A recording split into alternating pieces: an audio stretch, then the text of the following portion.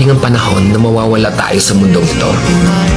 At kapag dumating ang panahon na yun, hindi mahalaga sa kung gaano karami ng pera ang naipon mo sa bangko. Hindi rin mahalaga sa kung gaano ka successful sa trabaho or sa business mo. At lalong hindi mahalaga sa kung gaano kaganda ng mukha at ng katawan mo. Dahil ang mahalaga pagdating ng panahon na yun ay ang sagot sa tanong na naging masaya ka ba?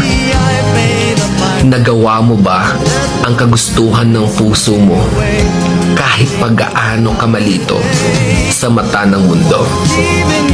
Dahil sa huli naman, ikaw naman magdadala ng mga memories na yon sa libingan mo. Hindi naman ang mga tao sa paligid mo. So make sure na bago pa dumating ang panahon na aalis na tayo sa mundong ito, siguraduhin mo sa sarili mo na magiging masaya ka at magagawa mo ang kagustuhan ng puso mo kahit pag-aano ka kontra ng mga tao sa mundo.